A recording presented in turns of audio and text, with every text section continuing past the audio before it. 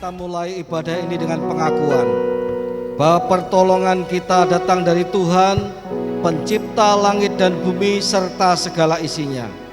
Tuhan yang tidak pernah meninggalkan perbuatan tangannya.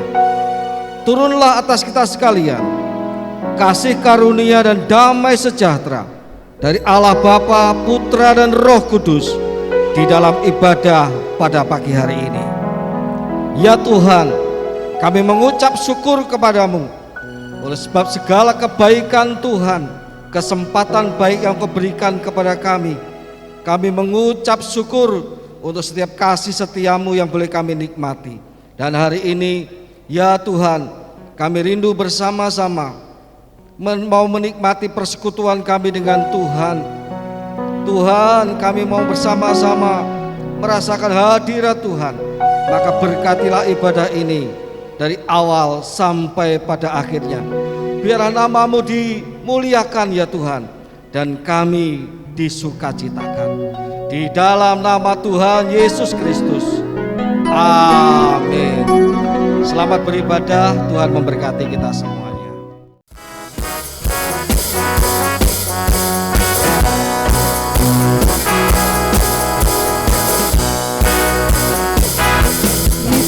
Dipilih dari segala bangsa, kita dipilih jadi umatnya. Kita dipilih dan dikuduskannya, membawa kemuliaan hanya bagi Dia. Sekali lagi kita dipilih. Kita dipilih dari segala bangsa, amin. Kami dipilih jadi umat-Mu Tuhan, jadi umat-Nya. Kita dipilih dan dikuduskannya, membawa kemuliaan hanya bagi Dia. Terima kemuliaan dan hormat kami, terima sembah kami, puja kami. Terima kemuliaan dan hormat kami, terima sembah dan puja. Haleluya, terima pujian penyembahan kami Tuhan.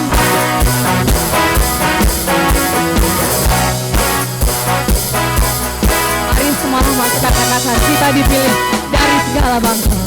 Dipilih dari segala, saya dipilih jadi umatnya. Saya dipilih jadi umatnya. Saya dipilih jadi kudusnya, bawa kemuliaan hanya bagi Dia. Terima kemuliaan dan hormat kami, terima sembah kami, puja kami. Terima kemuliaan dan hormat kami, terima sembah dan puja kami. Sekali lagi dengan iman katakan, terima kemuliaan dan hormat kami, terimalah sembah pujian kami Tuhan. Kami yang percaya Engkau ada tempat ini Bapa. Haleluya. Terima kemuliaan dan hormat kami, terima sembah dan pujian kami. Kau semua umat pilihan Allah, dengarlah panggilannya untuk mengetahui firman-Nya. Sekarang waktunya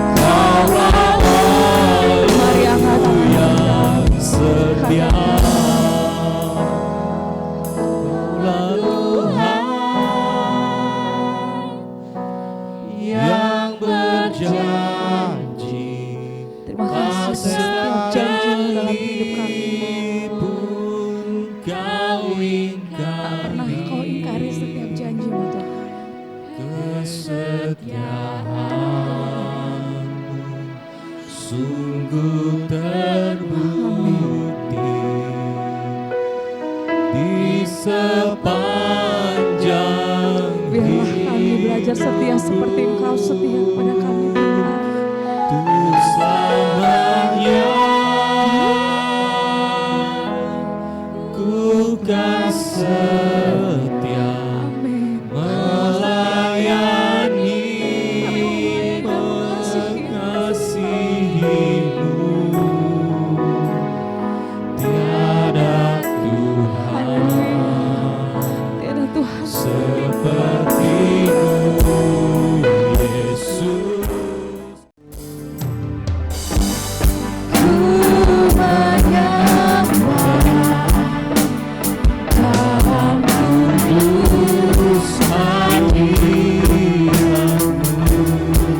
hampir tahta kasih-Mu Tuhan. Tahta kasih karya-Mu Bapa. Setiap kekuatan kami ada di dalam Engkau.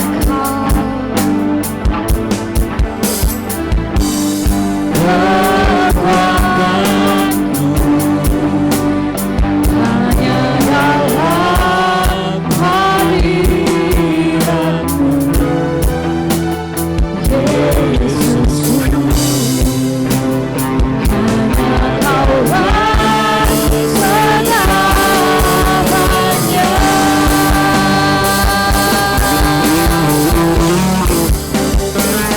Ku ingati Kau hadir di sini. Ku rasakan kuasa yang tak terbatas. Ku yakin Kau yang ada di sini. Kebenaran terjadi di sini. Haleluya, kami yakin kemenangan terjadi di tempat ini Tuhan.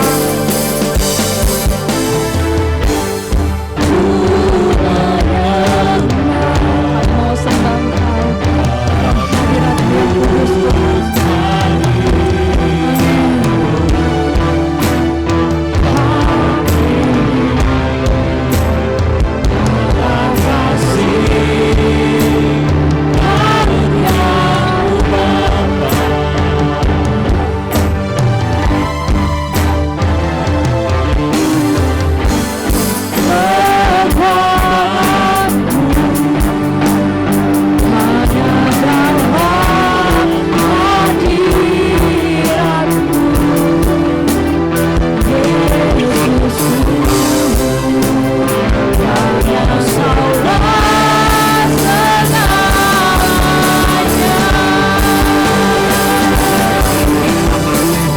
Mari dengan iman katakan, ku ingati Kau hadir di sini.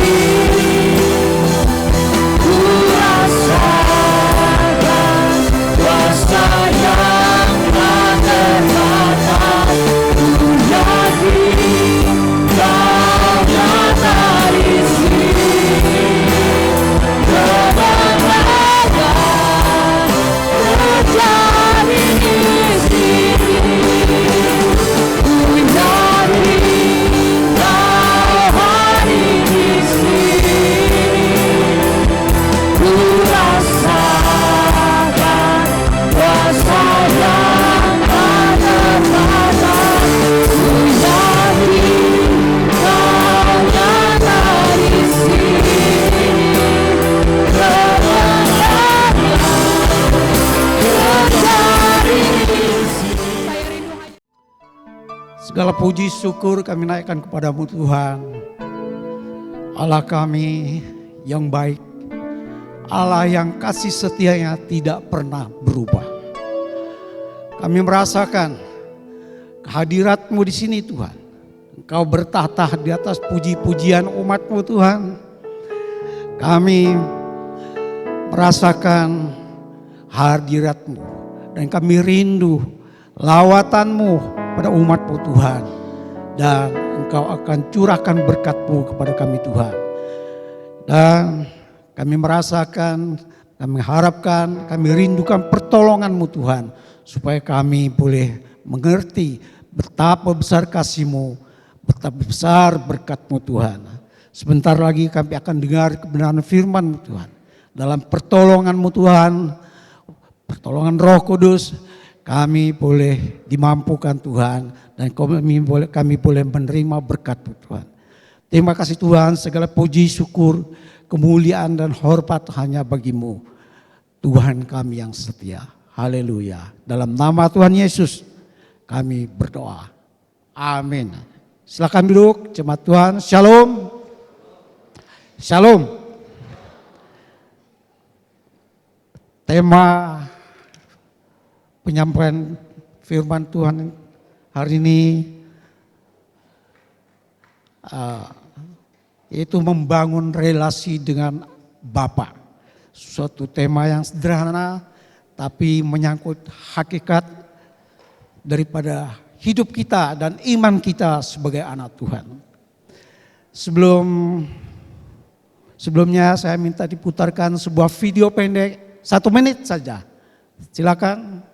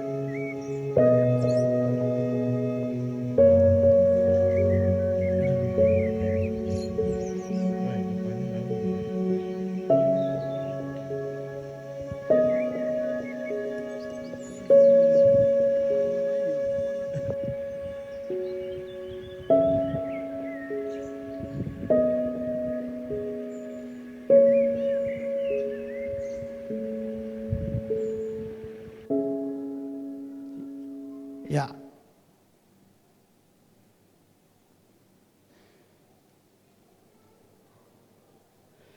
Ya, tadi adalah sebuah video,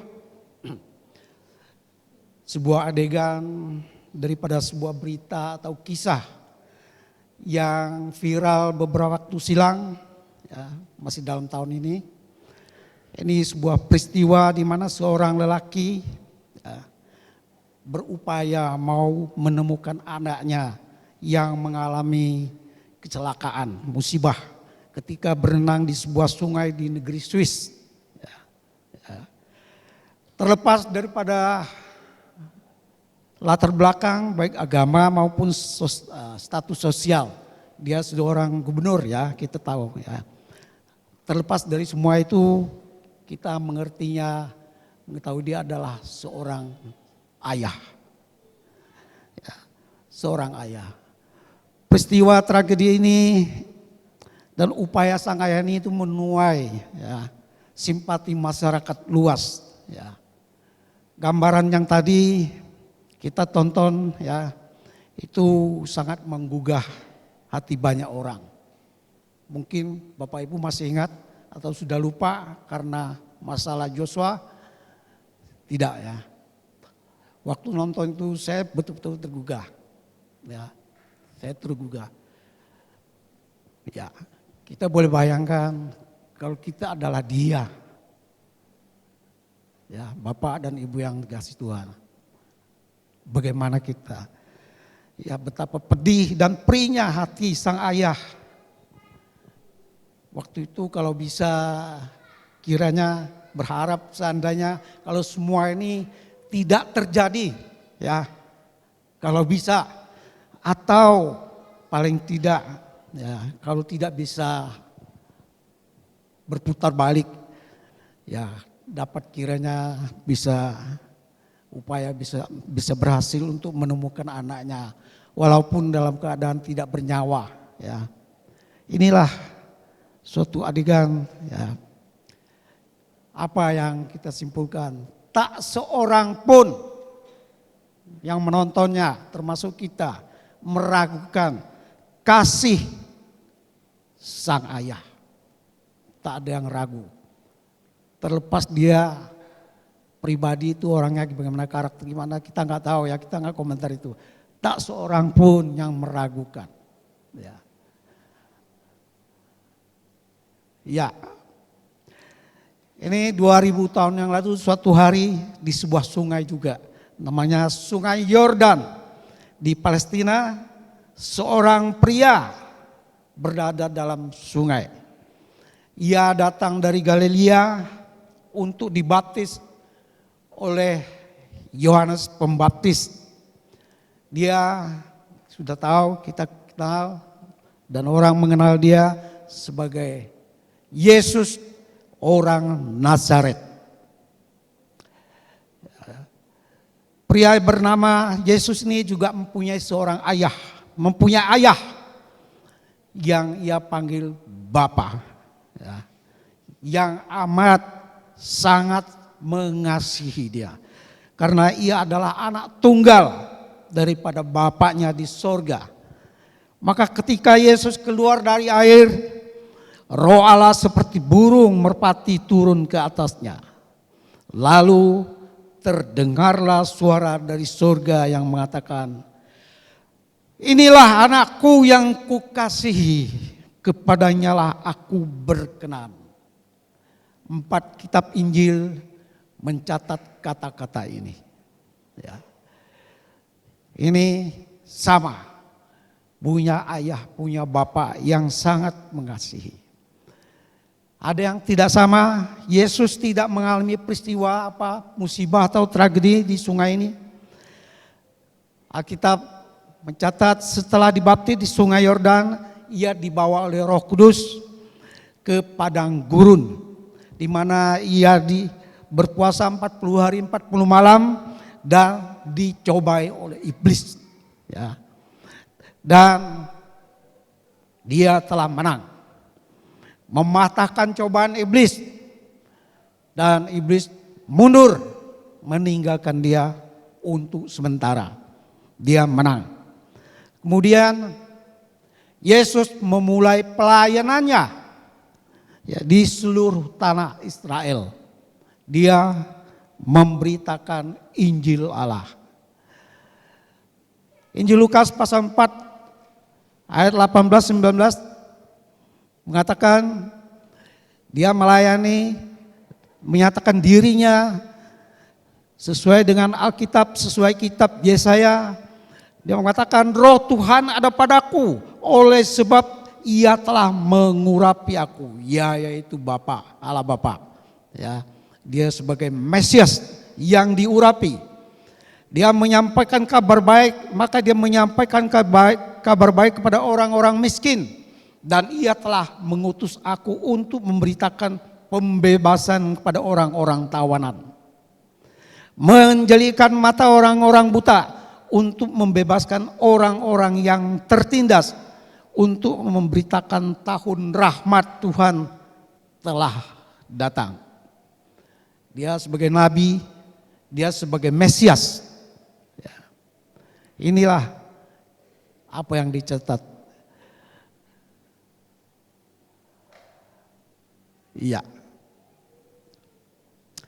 Kitab Injil mencatat setelah melayani sekitar 3,5 tahun, pada umur sekitar 33 tahun lebih, Yesus ditangkap oleh imam-imam kepala dan tua-tua bangsa Yahudi dan diadili di hadapan mahkamah agama orang Yahudi. Kemudian dia diserahkan kepada Pontius Pilatus, orang Romawi yang menjabat sebagai wali negeri di Yudea. Kita sudah tahu, ya, akhirnya Yesus dibunuh dengan penyalipan di Bukit Golgota. Ini adalah sebuah lukisan, ya, yang mengambil judul atau yang mengambil dari ayat Yohanes 19:5b, di mana Pilatus tunjuk kepada orang-orang Yahudi, ya, sangat terkenal, dan mengatakan, "Lihatlah manusia ini." Dia bukan lihatlah orang ini, lihatlah manusia ini. Behold the man, bahasa Inggrisnya. Ya. Lihatlah manusia ini, dia tunjukkan. Ini sebenarnya lukisan ini ada yang tidak benar, tidak sempurna. Ya, memang di kepala ada mahkota duri, ada jubah ungu yang dikenakan, dia dihina oleh prajurit Romawi, diludahi, ditempeleng, ya, diejek, salam kamu orang raja Yahudi. Tapi ada satu yang tidak nyata, yaitu tidak kelihatan ada bilur-bilur sesahan atau cambukan. Mulus sekali punggungnya, padahal dia sudah dicambuk setengah mati. Ya, inilah adegan. Ya. Lihatlah manusia ini. Ini adalah yang dikatakan oleh Pilatus. Dia tunjukkan kepada orang Yahudi. Inilah, lihatlah manusia ini. Yang kalian bilang dia adalah raja. Oh no, masa kalian bilang dia raja? Kayak begini. Ya, memang apa yang ditunjukkan Yesus waktu itu adalah sangat-sangat prihatin. Ya, sangat memprihatinkan. Sangat lemah. Sangat lemah. Pilatus mengatakan semua itu tentu dari sudut pandangannya dia sebagai manusia. Pilatus tidak percaya kepada Allah. Tidak percaya. Dia mengatakan ini sebagai manusia. Dan orang yang mendengarnya juga melihat Yesus sebagai manusia. Ya, sebagai manusia. Mereka ada yang benci, iri, yaitu pemimpin-pemimpin agama. Ya, pada tua-tua. Di antaranya juga kita jangan lupa ada yang sempat mengeluh-ngeluh dia waktu dia datang masuk Yerusalem. Kok juga ikut mengatakan salibkan dia, salibkan dia. Ya. Kenapa? Inilah manusia kalau melihat ya, Yesus sebagai manusia. Yang melihat dari segi kedagingan sebagai manusia. Dan yang dilihat juga dilihat hanya sebagai manusia. Tok. Ya, sebagai manusia. Bapak Ibu yang dikasih Tuhan. Kalau kita bagaimana melihat Tuhan Yesus? Ya. Sudah nyata yang melihat Tuhan Yesus sebagai manusia, kalau lihat keadaan begini akan terjadi ya, mengkhianati. Pengkhianatan. Baik yang mengeluh-ngeluh dia waktu dia menyambut dia datang masuk ke Yerusalem, termasuk muridnya.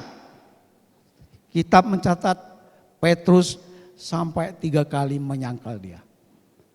Kalau melihat dia sebagai manusia saja. Ya. Dan tentu saja singkatnya Bapanya Allah kita menghendaki kita tidak hanya melihat Tuhan Yesus hanya sebagai manusia. Kita hari ini duduk di sini, kita sudah baca Alkitab, kita tahu siapa Tuhan Yesus. Ya, kita sudah tahu. Tapi kita juga tidak lupa. Di negeri kita yang kita cinta ini lebih banyak orang yang masih melihat Tuhan Yesus hanya sebagai manusia. Paling tinggi adalah nabi saja. Ya, jadi kita jangan puaskan diri. Ya, jangan puaskan diri. Bulan ini kata bulan misi Pak ya. Jadi kita tidak lupa. Jadi yang mau kita renungkan ya. Tuhan Yesus di kitab Injil Lukas ya, ada khasnya, ada satu khusus ya. Itu waktu Tuhan Yesus di jalan salibnya itu banyak perempuan Yerusalem sangat sedih melihat keprihatinan, sedih, pedih. Seperti sang ayah itu sedih melihat kesengsaraan penderitaan Tuhan Yesus. Mereka nangis, menangisi Tuhan Yesus. Tapi apa kata Tuhan Yesus kepadanya? Ya, saat itu Yesus mengatakan kepada mereka, jangan engkau mengasihi aku. Ya.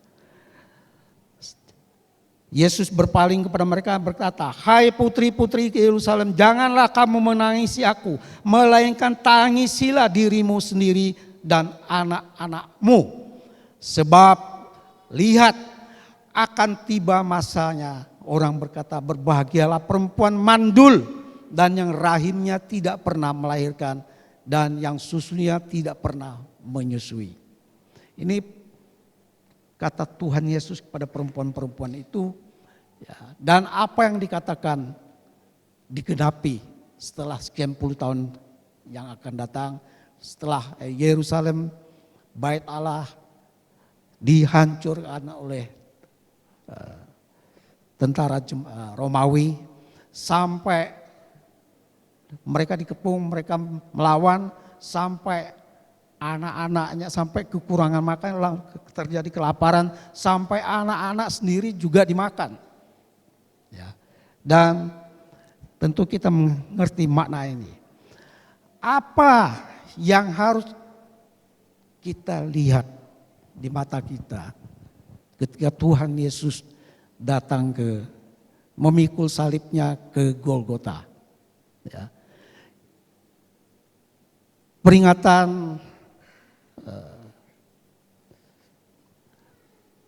penyaliban Tuhan Yesus bukan hanya satu hari, sepanjang hidup kita.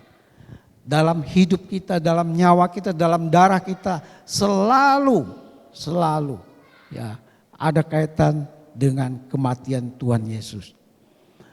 Ya. Jadi bukan hanya waktu memperingati satu hari kita memperingati, ya. Tuhan Yesus tentu bukan adalah orang berdosa, orang terpidana yang patut, yang layak untuk dikasihani manusia. Tidak, ya. Demikian juga kita, ya. Demikian juga kita. Maka seperti itulah kiranya Rasul Paulus, apa yang dikatakan Rasul Paulus, ya, dia sangat menghayati setelah dia bertobat. Dia sangat menghayati apa yang dikatakan oleh Paulus, yaitu kelemahan Allah lebih kuat daripada manusia.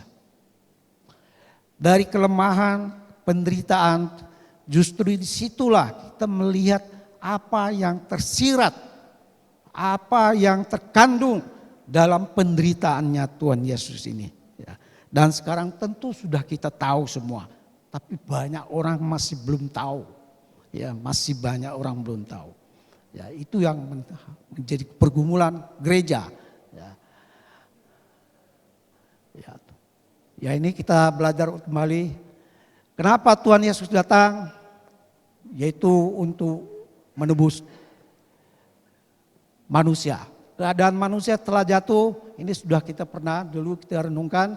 Manusia hidup dalam 3 belenggu, yaitu menjadi hamba dosa, kuasa maut, dan kuasa roh jahat. Efesus pasal 2 ayat 1-2 mengatakan, kamu dahulu sudah mati. Mati, ya, roh kita mati. Karena pelanggaran-pelanggaran dan dosa-dosa kamu.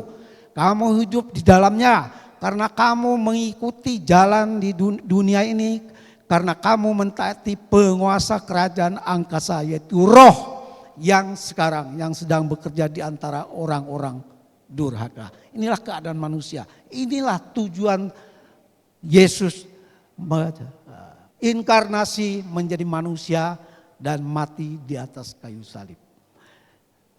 Sepintas kita juga belajar kembali, ya, Filipi pasal 2, dalam keadaan sebagai manusia, yaitu Yesus telah merendahkan dirinya dan taat sampai mati, bahkan mati di atas kayu salib. Ya, taat, ya, digarisbawahi taat, ya, karena ketaatannya Yesus menjadi penebus dosa manusia yang tidak taat, yang karena tidak taat dan pemberontakan sehingga jatuh dalam dosa. Ketaatan Tuhan Yesuslah yang telah menebus dan tentu kematiannya. Ya. Dulu saya juga tidak mengerti kenapa Tuhan Yesus mati di atas kayu salib, terus dosa manusia kok terus dihapus. Intinya adalah ketaatan. Ya, ketaatan. Taat itulah yang menjadikan dia menjadi penebus. Taat sampai di atas kayu salib. Bukan hanya taat biasa. Ya. Dan dia tidak mati.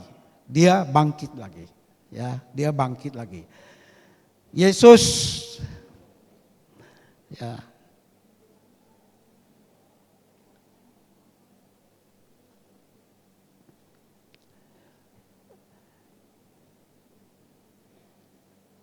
kita tahu ya,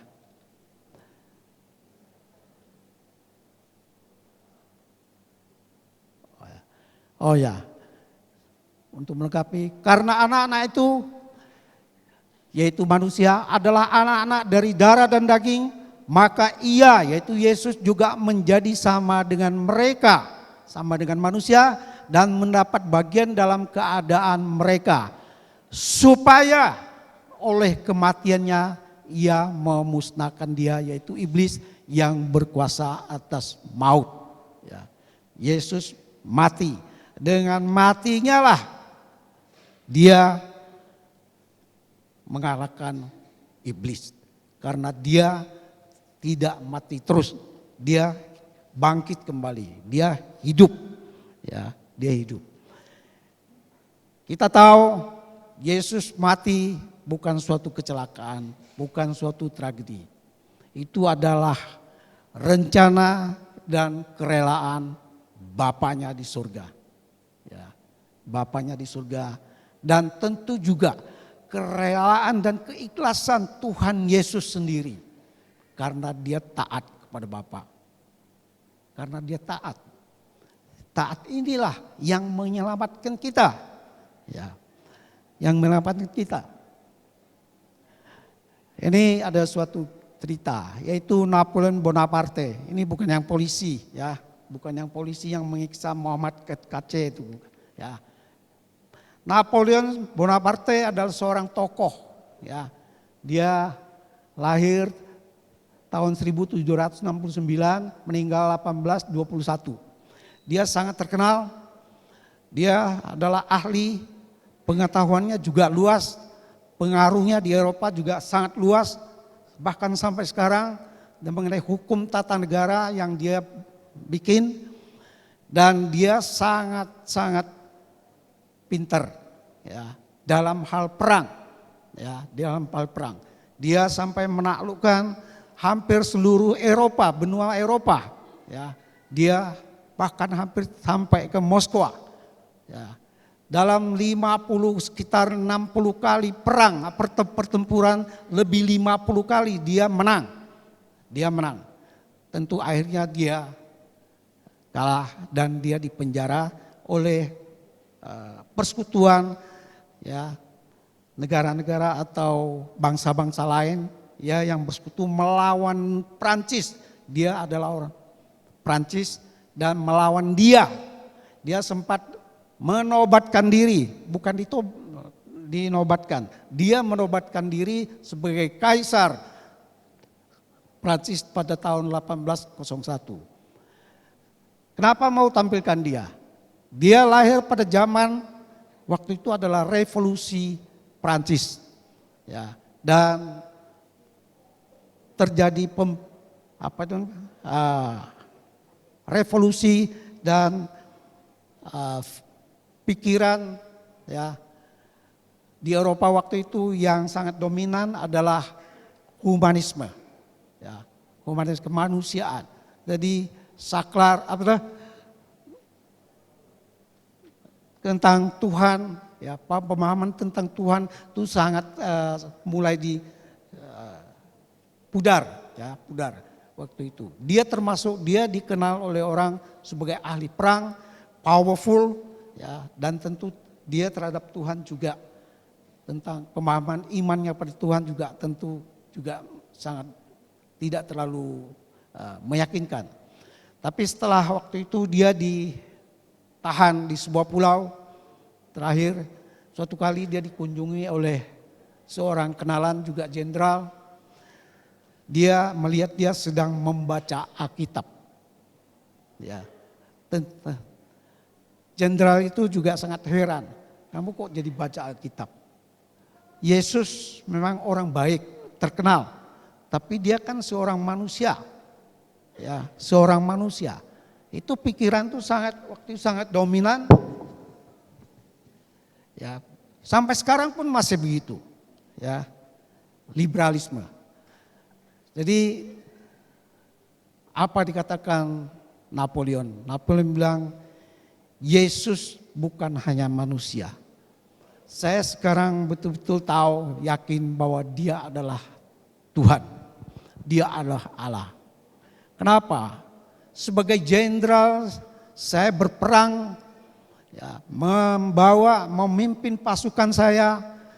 Ketika saya hidup, ketika saya duduk di atas kuda perang saya, banyak sekali orang yang mendukung saya, mengikuti saya untuk bertempur.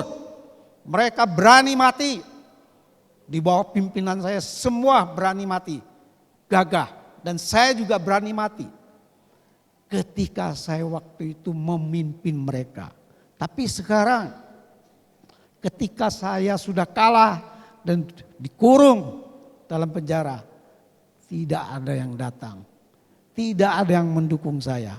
Mereka seperti lupakan saya. Tapi kalau Yesus setelah dia mati, justru banyak orang yang berjuang untuk bersaksi tentang dia. Kalau dia adalah manusia saja, tidak mungkin itu terjadi. Dia adalah Tuhan. Saya sangat yakin dan percaya. Ini seorang jenderal yang pengaruhnya juga sampai sekarang. Ya. Napoleon. Yesus mati, datang menjadi manusia dan mati di atas kayu salib, menunjukkan kasih daripada Allah. Rasul Paulus dalam Roma 8 pas ayat 31 sampai 39 ya, melukiskan, menyatakan tentang kasih Allah ya, yang merangkul beberapa hal yang kita memahami. Ya. Yang pertama yang saya pahami, saya baca ini. Ya. Yang pertama bahwa kasih Allah tidak terhingga. Tidak terhingga. Kenapa? Dia tidak menyayangkan anaknya sendiri tetapi menyerahkannya bagi kita semua. Bagaimanakah mungkin ia tidak mengkaruniakan segala sesuatu pada kita bersama-sama dengan dia. Kita ingat Abraham. Ketika Allah minta dia supaya persembahkan anaknya Ishak. Allah mengatakan, saya sudah tahu memang engkau setia. Engkau beriman. Karena engkau tidak segan-segan serahkan anakmu yang kau kasihi. Dan Ishak tidak jadi mati. Tapi Yesus mati. Ya, ini kasihnya yang tidak terhingga. Ya, ini yang pertama. Yang kedua, di dalam Kristus kita telah dibenarkan. Ayat 33-34. Kita telah dibebaskan dari gugatan. Kenapa? Kematian Yesus. Karena kematiannya orang yang hidup dalam Kristus telah dibenarkan. Telah dibenarkan, tidak ada hutang. Ya, maka tidak bisa digugat. Siapa yang mau gugat? Yesus telah mati. Yesus telah bangkit. Yesus duduk di sebelah kanan Allah dan Yesus menjadi pembela kita. Dia bersyafaat, pembela. Ya. Kemudian karya kasih karunia yang kekal. Ini penting, kekal. Bukan sementara. Ya. Tidak ada yang bisa memisahkan kita daripada kasih Kristus. Pasal 8 ayat 35. Ya. Baik itu yang kesusahan daripada luar, penderitaan, penindasan, kesesakan, penganiayaan, kelaparan, ketelanjangan, bahaya, pedang, semuanya tidak bisa. Semua dialami oleh Rasul Paulus dan rasul-rasul lain, dan itu tidak bisa. Ya. Dan tidak ada sesuatu apapun yang dapat memisahkan kita dari kasih Allah. Ayat 39, kasih itu yang ada dalam Yesus Kristus Tuhan kita. Saya garis bawahi, ya, saya memahami tentang segala sesuatu itu termasuk maut maupun hidup, mati maupun hidup, ya, atau kuasa daripada roh, malaikat-malaikat, mereka percaya itu malaikat juga berkuasa, ya, pemerintahan dan kuasa-kuasa, juga ujian tentang waktu sekarang maupun yang akan datang, dan ruang yang di atas maupun yang di bawah, ya, dan ada hal-hal yang susah dimengerti, yaitu sesuatu makhluk lain. Semua ini tidak bisa memisahkan kita, ya, dari kasih Allah yang ada dalam Yesus Kristus. Ini kata inilah yang menjadi kata kunci. Kenapa? Ya, karena kasih Allah bukan di tempat lain, bukan sesuatu yang lain, tapi ada di dalam Yesus Kristus. Ya. Kasih Allah dinyatakan dan digenapi di dalam atau hanya di dalam karya Yesus Kristus, yaitu yang telah mati dan yang telah bangkit dan menjadi fakta sejarah, de facto. Saya memahaminya begini. Yesus 2000 tahun lalu sudah mati. Hal ini sudah menjadi sejarah, sudah menjadi fakta yang tidak bisa dihapus, tidak diubah, tidak bisa dibatal, tidak bisa di-delete. Semua itu ada di dalam itu. Ya. Dan karya itu bermakna, ya, berhakikat, kekal adanya, karena selain Yesus sendiri adalah yang kekal. Dia adalah Allah, dia adalah anak tunggal dari Bapa. Dia sendiri adalah Allah dan kekal. Makanya karyanya adalah kekal. Satu lagi saya kasih satu yang ingatkan kita. Sengling, gereja kita ini Singling Kawi. Itu Singling, Roh Kudus. Itu semua bisa terjadi karena ada Roh Kudus yang dicurahkan, yang bekerja sepanjang masa sampai kesudahan. Walaupun Yesus sendiri sudah naik ke surga, tapi Roh Kristus, Roh Kudus yang dicurahkan membuat semua orang percaya tetap bersekutu di dalam Yesus Kristus, bersekutu di dalam dengan Allah, ya, di dalam Kristus. Dan Allah mendamaikan dia dengan kita, bukan kita yang cari damai, tapi Allah mendamaikan dia dengan kita di dalam Kristus. Inilah yang saya pahami, ya. Kiranya Roh Kudus menolong kita.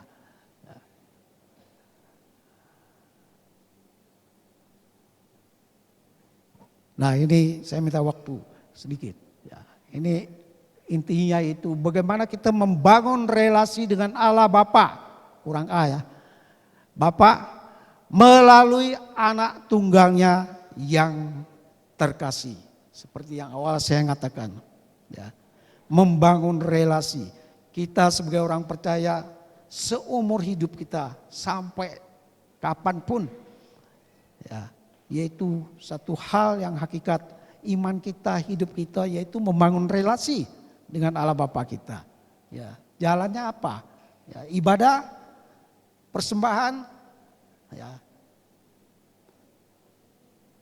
mengabarkan Injil, semua itu terfokus pada satu hal, yaitu hanya melalui anak tunggalnya. Itu satu hal. Saya dari dulu saya ditolong oleh Roh Kudus, ya. Saya jadi begitu memahaminya begini, dengan suatu nalar, ya, memahami dengan suatu nalar yang gampang, yang mudah, ya, yang mudah. Yaitu kalau kita mau bangun relasi, mau merusak relasi dengan seseorang, ya, merusak, ya. Cara yang paling gampang apa? Ya, semua orang tua tahu. Kita kalau mau merusak, membuat relasi kita rusak, yaitu tunjukkan sikap yang tidak suka, benci, bahkan benci pada anaknya. Pasti hubungan itu rusak. Pasti rusak. Amin. Demikian juga kalau kita mau menjalin, membangun suatu hubungan atau relasi yang baik dengan seseorang, tunjukkanlah sikap yang sahabat atau kasih sayang kepada anak orang itu. Saya sendiri merasakan sekali, sangat merasakan. Ketika anak saya, ya saksinya bisa panjang, saya singkat saja. Ketika anak saya jatuh sakit, orang yang tunjukkan kasih sayang, menjenguk anak saya di sekolah, ya, ada seorang jemaat, ya, hari ini tidak datang, ya, seorang ibu itu sampai ke sekolah, menjenguknya, mendoakan dia. Juga saya bisa masuk gereja menjadi orang Kristen juga karena orang melayani saya, karena kasih kepada anak saya. Saya betul-betul merasakan, mengalami dan menghayati. Saya kira demikian juga Bapa kita di surga. Amin. Demikian juga kalau siapa, ya, menunjukkan sikap yang benar, yang baik kepada anaknya, dia akan menghormati dia juga. Tuhan Yesus secara tegas menyatakan bahwa ia tidak mencari, ya, mencari pujian dan kemuliaan daripada dunia, daripada manusia. Yohanes pasal 5 ayat 41, kemuliaan dari Bapa lah yang ia rindukan, yang dia mohonkan, ya, yaitu dari Bapa. Yohanes 17, 1 dan 5. Akan tetapi Yesus juga secara eksplisit mengingatkan semua orang yang mendengarkannya bahwa jika orang-orang itu menghormati Bapa, yaitu Allah satu-satunya Allah yang benar, Allah yang beri hidup kekal, maka tentu mereka juga hendaknya menghormati kepada Yesus, yaitu Sang Anak Tunggal yang diutus oleh Bapa. Ini Tuhan Yesus sendiri mengatakan dua hal ini tidak konflik, ya. Dia tidak mencari pujian daripada manusia dan dunia, tapi dia juga ingatkan kalau kamu hormati Bapa, Allah satu-satunya yang berhidup, dan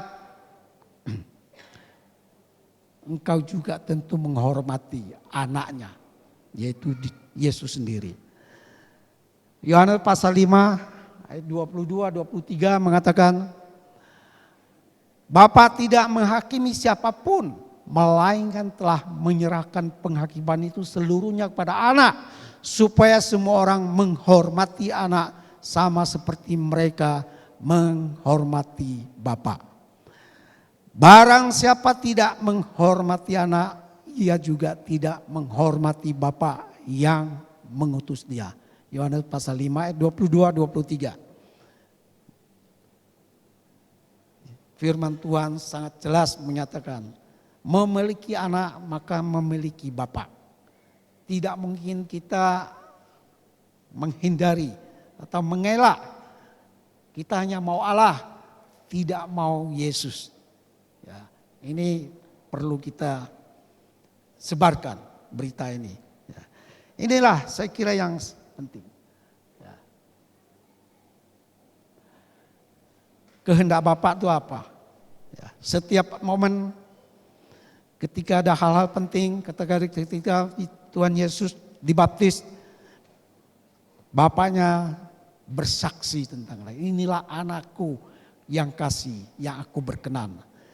Suatu kali Alkitab juga mencatat ya, di atas gunung Yesus dimuliakan. Waktu itu suara Bapa juga bergemuruh. Katakan lagi, inilah anak yang kukasihi. Kepadanyalah aku berkenan. Dengarkanlah dia. Ya, dengarkanlah dia. Apa yang dikatakan Tuhan Yesus. Dengarkanlah Tuhan Yesus. Kembali video tadi, jeripaya pada sang ayah untuk menemukan anaknya, jenazah anaknya ya tidak sia-sia. Akhirnya dia ditemukan oleh seorang guru setempat dan jenazah itu dibawa pulang. Ya, jenazahnya bawa pulang Indonesia. Kalau kita bersyukur, kita tidak temukan jenazahnya Yesus. Ya, tidak. Dia sudah bangkit. Kalau dia jenazahnya kita temukan, tidak ada kita di hari ini, tidak ada. Dan masa depan kita adalah sia-sia, adalah binasa. Itu yang sangat beda. Kita mengucap syukur karena dia telah bangkit dari kematian, membuktikan bahwa dia adalah anak Allah dan dia adalah Tuhan kita. Ya, inilah kita mengucap syukur. Ya, Tuhan Yesus telah bangkit. Dia adalah anak Allah. Kita tidak hanya melihat dia sebagai manusia. Kita harus memberitakan bahwa dia adalah anak Allah. Amin.